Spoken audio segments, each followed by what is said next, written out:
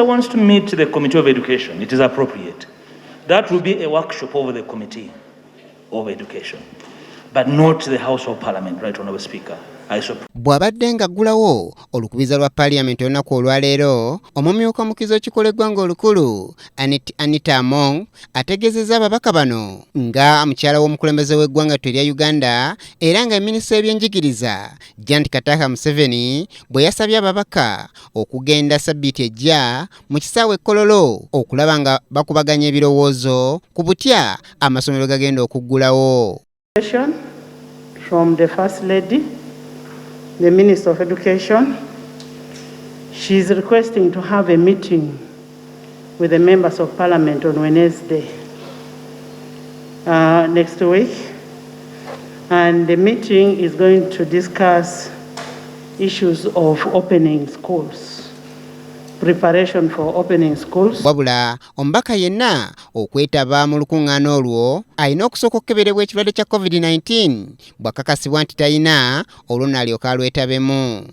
Wabula kino kijja ababaka mu mbeera nga bakulembeddwamu omubaka wa Kira Municipality Ibrahim Ssemujjunganda ne bategeeza nti minisita w'ebyenjigiriza talina buyinza bwonna buyita ababaka ba Parliament kugenda Kololo era bw'aba ayagala yajje mu Parliament kubanga naye minisita ng'abalala bakubaganye ebirowoozo ku ebyo by'ayagala bikolebwe. Us to Kololo to give orders, we must take COVID tests.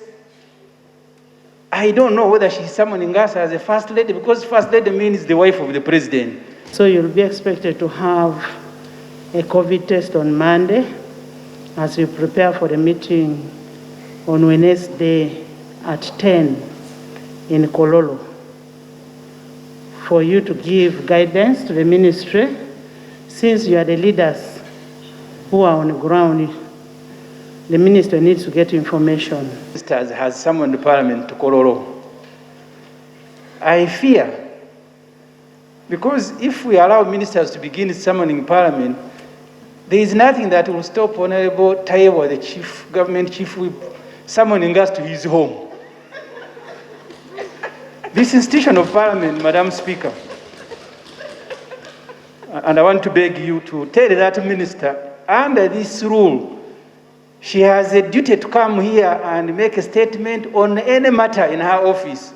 Ababaka bano ababadde bakamba okukira ennumba bategeezezza nti kino kiba kyakubayisaamu maaso era tebasobola kulinnya Kololo olw'ensonga nti minisita yabayise wabula singa abadde sipiika nga yabalagidde okugendayo era nti Parliament gyegenda okutuula bandigenzeeyo. Under which rule is this minister summoning MPs to Kololo? Because the rule requires every single minister, because the Prime Minister comes here and explains. I have not seen the Prime Minister summoning MPs to the office.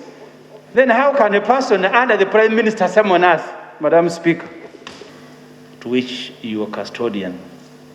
There's a whole lying danger in allowing the business of Parliament to be conducted informally. That informality endangers the manner in which we can hold people accountable.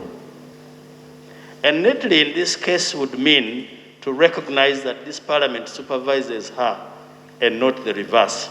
Bano era balinnye mu kyoto oluvannyuma lw'okubategeeza nti n'okugenda Kololo eno osooka kwekebeza kirwadde kya COVID-19 ekintu kye bagambye nti kyakubatyoboola na kubayisa mu maaso. Is one of the few MPs that have not stepped in this Parliament.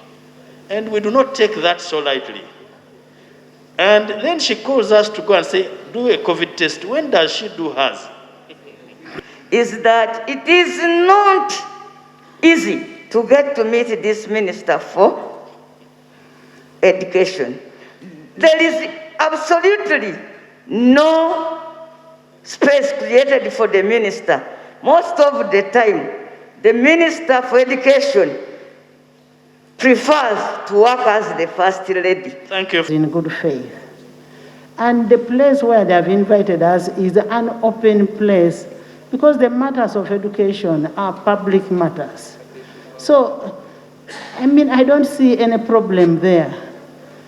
But if you feel you're not comfortable, that's a public place. If you feel you're not comfortable, but we are discussing matters that concern the country in regard to education. The space where members of parliament are best housed to speak without fear of contradiction and with protection is the House of Parliament.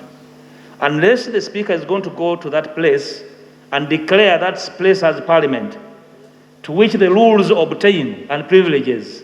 Wabula, iyo mmyuka omukwizo kikole gwanga olukulu ategezeza ababaka bano nti ayagala agende kubanga si kyabuwaze.